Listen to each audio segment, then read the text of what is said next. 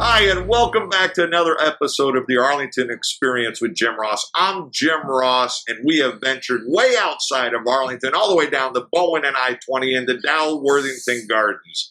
I'm here today with Mayor Laurie Bianco and Maurice with Grounds and Gold Coffee and Bakery here on Bowen Road. This is called the Arlington Experience, but as a part of the Arlington Experience, we believe that the true Arlington Experience means we have to be good neighbors.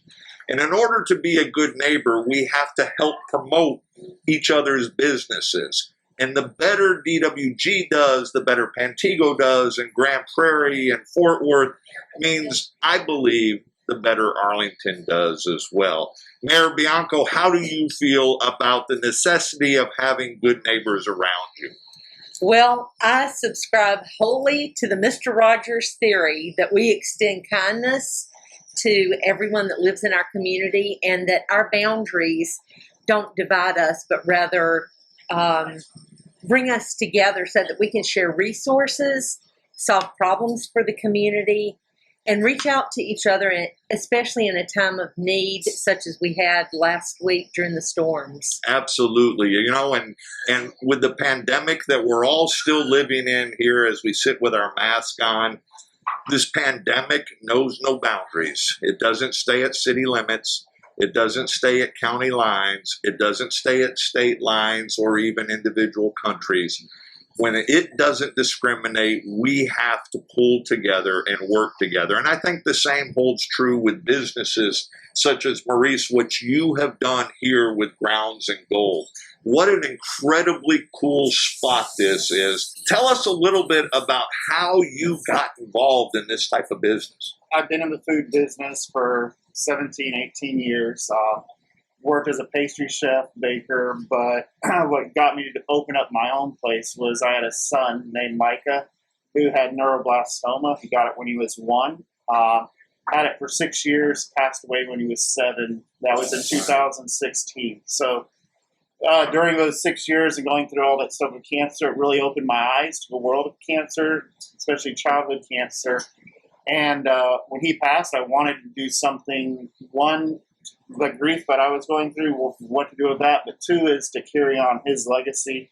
What are ways that I could carry on what he stood for, but at the same time do something that would give back? Because when Micah was alive, organizations like Make-A-Wish, Cook Children's, a lot of different local but also not local organizations helped us out tremendously. So I wanted a place where people could come together because Micah was all about bringing. Everyone loved Micah. His joyous spirit. Food has a way of bringing people together, and coffee shops are a place where people can come and just do life. And so that was a vision 3 years ago when it started off in my apartment, and now today I get to see it actual in life. Outstanding. How did you choose this place here in this beautiful little strip mall here in Dalworthington Gardens? So yeah, that's quite a story in and of itself. Like our initial business opened up in Arlington. We were over in Division, and as we continued to grow, and we're like, okay, we now need a bigger spot.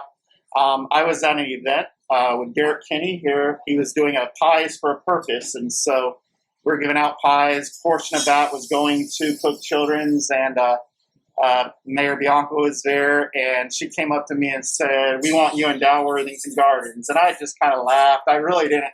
I was like, well, yeah, sure. I didn't think too much of it. But the next day, she reached out and said, "Let us show you what Dalworthington Gardens has to offer." We went and looked all over the place. I had actually looked in this building 2 years prior and wanted to do something here, and the timing wasn't right, and just didn't pursue it. And then when Mayor Bianco came, the timing was right, and just things fell into place. And so I've always had a dream for something in this part of Arlington. Arlington's so vast, and this part of Arlington and I believe needed something like this. I don't think I've ever heard any story more moving than what you've talked about with the passing of Micah and what you went through with that. And we've done a lot of these episodes.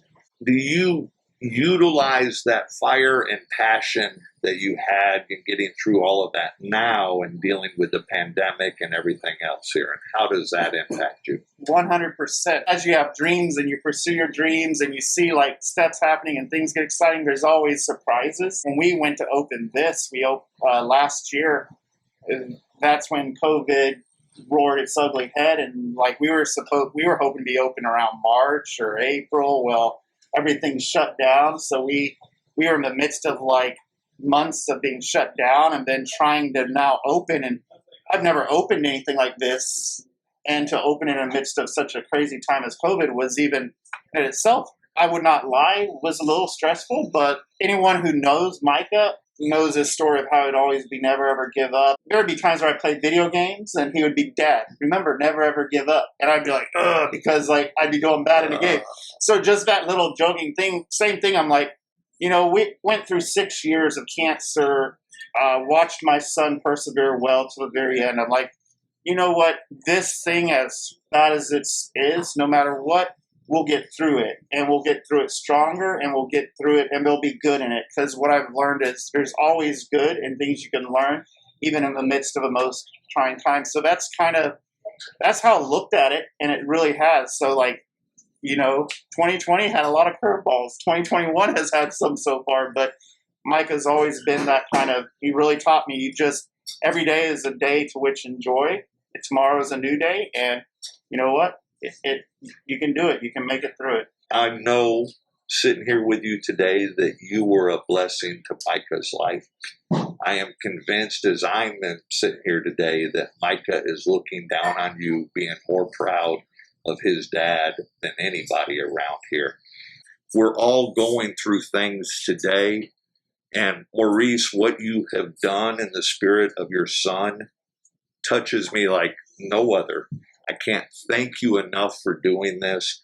Mayor, I can't thank you enough for joining us today and being a great neighbor to the city of Arlington.